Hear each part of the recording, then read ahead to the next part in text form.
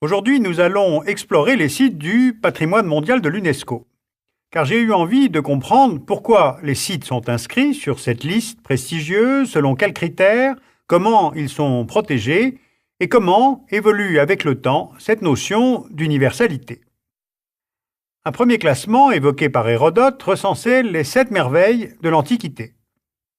La statue de Zeus à Olympe, le temple d'Artémis à Éphèse, le mausolée d'Halicarnasse, le colosse de Rhodes, les jardins suspendus de Babylone s'ils ont existé, la pyramide de Khéops à Gizeh, la seule de ces merveilles qui est encore debout, et le phare d'Alexandrie. On remarque que cette liste ignore les civilisations de l'Indus, ou plus à l'est la civilisation chinoise, ce qui est indicateur des limites du monde connu à cette époque.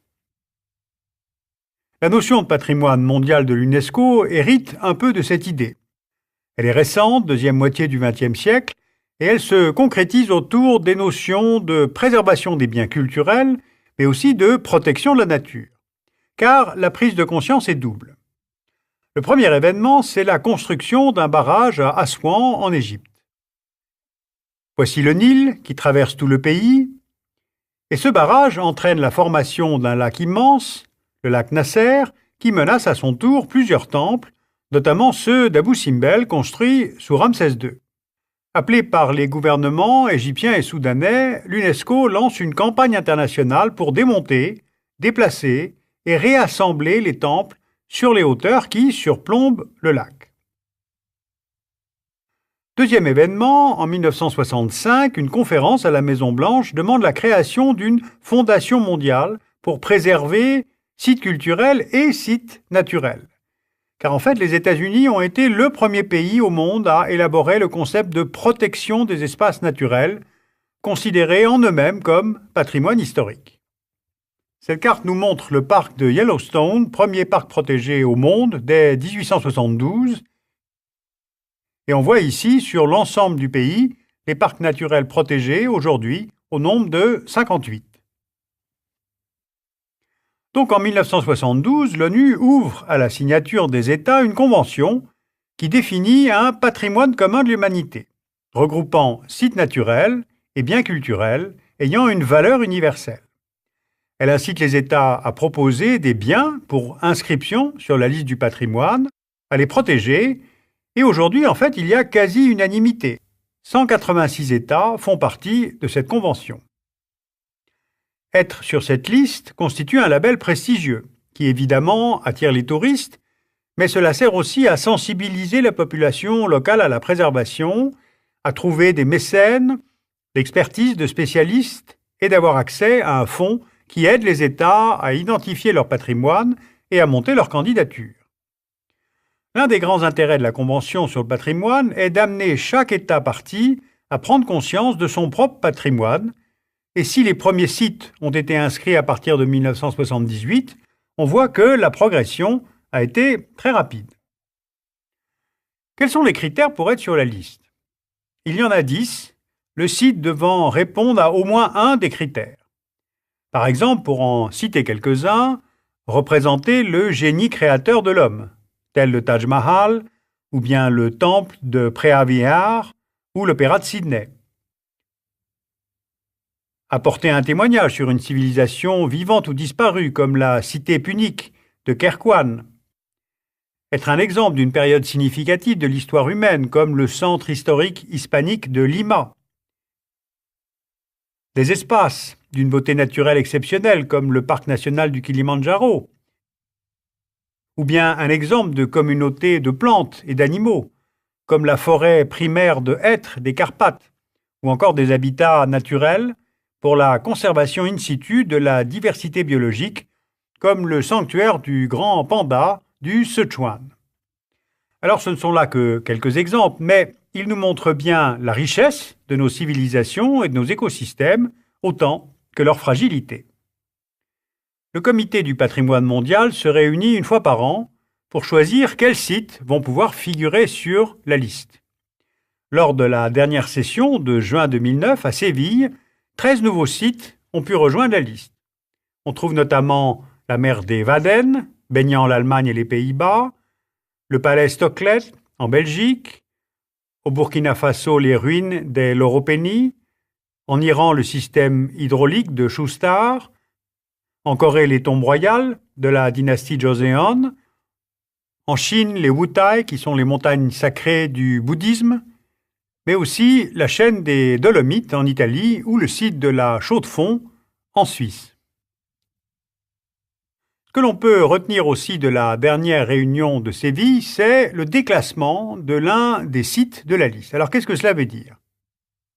Lorsqu'un État manque à ses obligations de protection, le comité peut, après avertissement, retirer de la liste le site en question.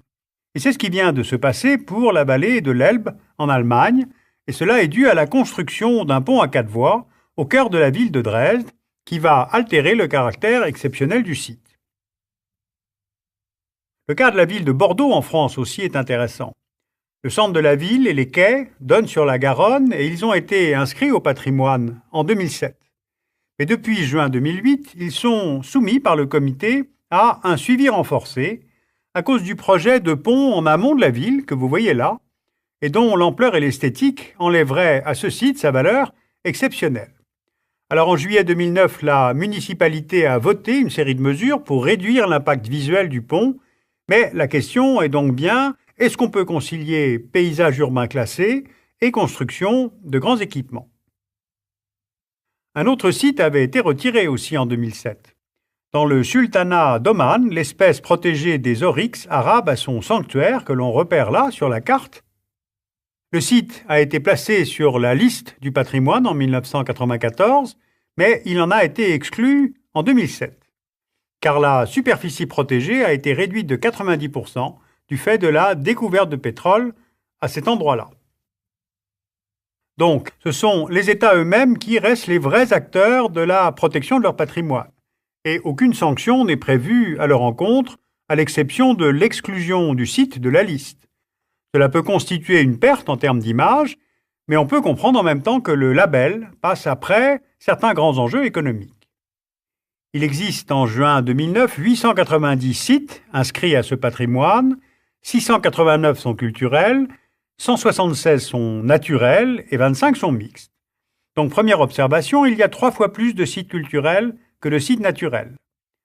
Tête de liste l'Italie, puis viennent l'Espagne et la Chine, suivi de la France et de l'Allemagne. Donc, à l'exception de la Chine, on a une surreprésentation de la zone Europe-Amérique du Nord par rapport au reste du monde. Cela s'explique par plusieurs facteurs. À l'origine, une certaine vision monumentaliste qui avantage plutôt l'Europe. De nombreux pays en développement n'ont pas les moyens en hommes ou en ressources pour identifier et monter les dossiers relatifs à leur patrimoine national, malgré les ressources du fonds destiné à cet effet. Et puis on remarque aussi le cas de la Birmanie, qui a ratifié la Convention sans pour autant tenter de faire inscrire Pagan, dont le site est pourtant l'un des sommets de l'art bouddhique. Il existe aussi toute une liste de patrimoines en péril, au total 31 sites. 5 sont dans les pays arabes, 6 en Amérique latine et en Asie, 12 en Afrique et 2 en Europe. Alors être en péril, cela veut dire être menacé de disparition, du fait de grands travaux, du développement urbain, des catastrophes naturelles ou bien sûr d'un conflit armé. Par exemple, sont en péril la totalité des sites d'Afghanistan, entrés au patrimoine mondial après la destruction des Bouddhas de Bamiyan par les talibans en 2001. On a aussi 2 sites en Irak, la vieille ville de Jérusalem qui est dans la liste en péril depuis 1982, ou encore les églises orthodoxes du Kosovo. À ces diverses menaces s'ajoute maintenant celle de l'impact du changement climatique sur le patrimoine. En juillet 2009, le comité a sorti un rapport portant sur les sites menacés, tels que Venise, les Alpes suisses, la barrière de corail australienne, les parcs nationaux au Népal ou au Pérou, qui tous vont subir les divers effets du changement climatique. Il y a aussi une dernière menace qui est paradoxale, c'est l'attrait extrêmement fort exercé par les lieux eux-mêmes et qui sont littéralement envahis par les touristes que nous sommes. Cette notion de patrimoine mondial a évolué depuis la création de la Convention. car il n'y a pas que les sites tangibles et monumentaux. Je pense aussi aux langues qui meurent, aux bibliothèques, à la transmission des savoirs, aux connaissances traditionnelles que des communautés ont reçues de leurs ancêtres et transmettent souvent oralement à leurs descendants. En somme, toute la dimension immatérielle des patrimoines de l'humanité, à laquelle je consacrerai un autre numéro du dessous des cartes. Vous pouvez consulter cette étude de cas dont je vous parlais sur le changement climatique et le patrimoine mondial. La revue Patrimoine mondial consacre aussi un numéro à la biodiversité et puis un très gros livre sur les plus beaux sites de l'UNESCO, édité aux éditions Grund.